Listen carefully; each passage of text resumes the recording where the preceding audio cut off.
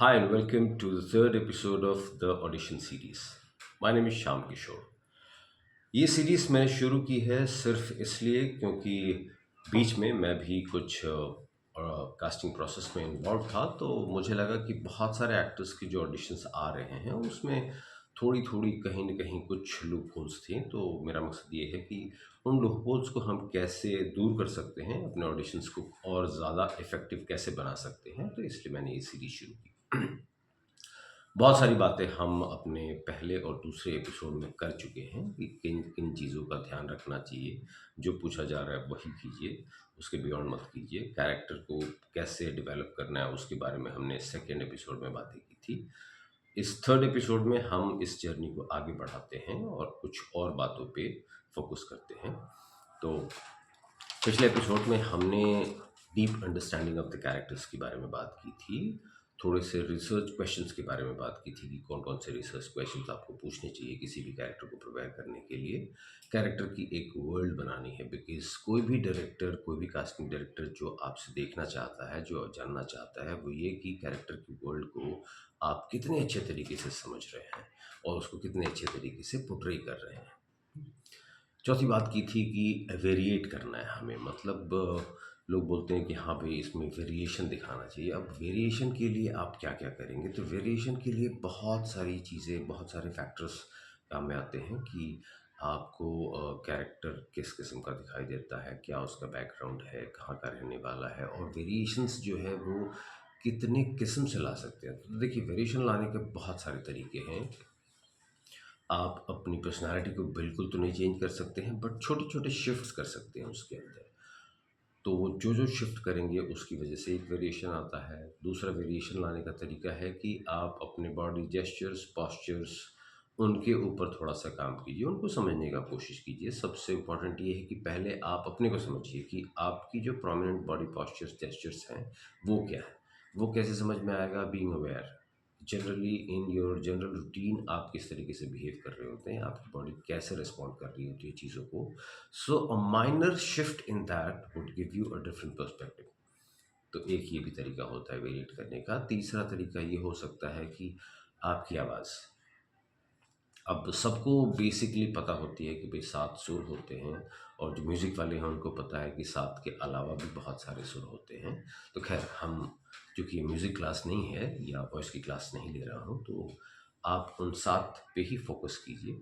Basically जो सा रे गा मा पा धा नी होता है, तो बेसिकली आप बहुत सारे एक्टर्स जो हैं वो रियाज़ करते हैं, प्रैक्टिस करते हैं अलग-अलग पिचेस पे, अलग-अलग सुर पे नोट को पकड़ करके एंड डायलॉग्स बोलने की।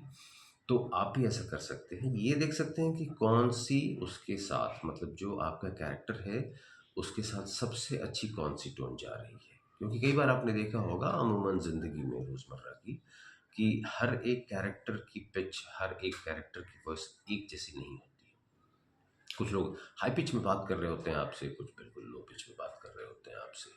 तो अलग-अलग तरीके से बात करने का एक डिफरेंट मीनिंग होता है, जो आपको समझ में आता है। आप कई बार ये बोल रहे होते हैं, "अरे यार! ये ऐसे बोल रहा है तो ब इसके पीछे कुछ मतलब है।" या आप एक पर्सनैलिटी का अंदाज़ा लगाने की करते हैं कोशिश कि अरे! ये बहुत ही फ़ास्ट बोल रहा है या बहुत ही हाई पिच में बोल रहा है, तो इसके अंदर कुछ तो है, जो एंग्ज़ायटी है या कुछ और है।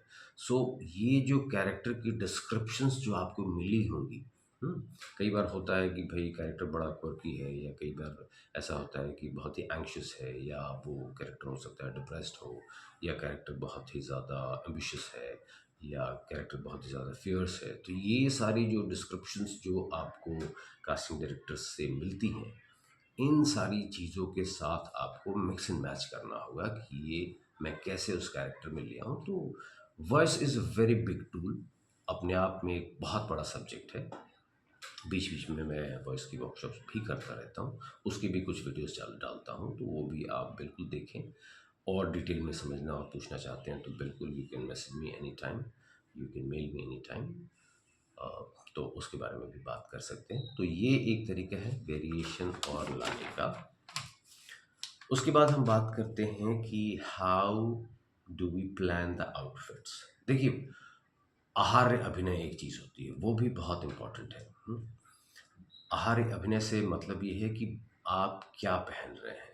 क्योंकि पहनने से भी समझ लीजिए कि कम से कम 20, 30 या 40% आप उस कैरेक्टर में दिख रहे हैं, क्योंकि सबसे पहला जो परसेप्शन होता है वो विजुअल होता है। आप क्योंकि हमारा जो मीडियम है that is a audio visual medium, जो आप बोलेंगे और जो आप दिखेंगे उससे एक कैरेक्टर के वर्ल्ड का निर्माण होता है।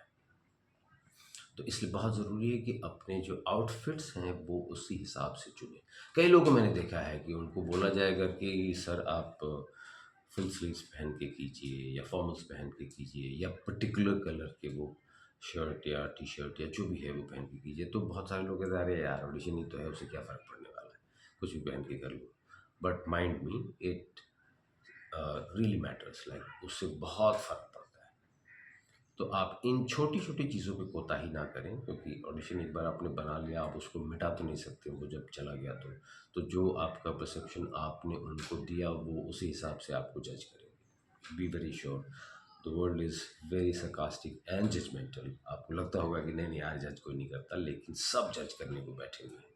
तो इसलिए आपको अपनी तैयारी अच्छी रखनी है। तो कैरेक्टर के हिसाब से आपके डिस्क्रिप्शन में दिया हुआ होगा कि भाई ये कैरेक्टर कहाँ का है। अगर गांव के परिवेश का है तो जाहिर सी बात है कॉस्ट्यूम आपको उसी हिसाब से रखने हैं। शहर के परिवेश का है तो वैसे रखने हैं। शहर के परिवेश में भी आजकल बहुत चल रहा होता है कि भाई ये अपर मिडिल क्लास है या मिडिल क्लास है, लोअर क्लास है, अप मार्केट है, डाउन मार्केट है, ऐसे बहुत सारे टर्म्स आते हैं। तो उसके हिसाब से आपको समझना होगा कि किस किस्म के कपड़े पहनेगा वो।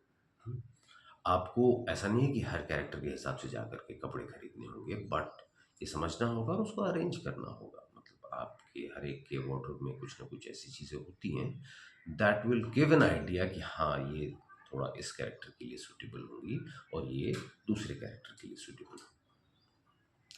तीसरा ये है कि plan the journey of the character.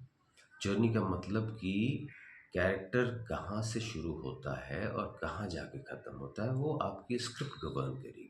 तो उस जर्नी को भी समझने की कोशिश कीजिए और उस जर्नी के हिसाब से डिराइव कीजिए कि यहाँ पे मुझे कौन से इमोशंस, कौन से एक्सप्रेशंस का इस्तेमाल करना है। मेरा जो उतार चढ़ाव जिसकी हमने अभी बात की है वो भी उसी पे डिपेंडेंट होगा। सो इस जर्नी को समझने की ज़रूरत है, क्योंकि हर एक कैरेक्टर जो दिया जाता है वो कहीं से शुरू होता है। It might be the middle of the conversation, it might be the beginning of the conversation. वो भी समझने की ज़रूरत है कि सीन कहाँ से शुरू हो रहा है। हुँ? तो उसी मूड, उसी टेम्परामेंट अगर मान लीजिए मिडल ऑफ द पोर्शन से शुरू होता है, तो आपको पहले अपने दिमाग में वो चीज़ें तैयार करके बैक ऑफ द माइंड उतना काम कर लेना होगा और फिर वहाँ से ऑडिशन बनाना होगा। तो इन छोटी-छोटी बातों का ध्यान रखेंगे।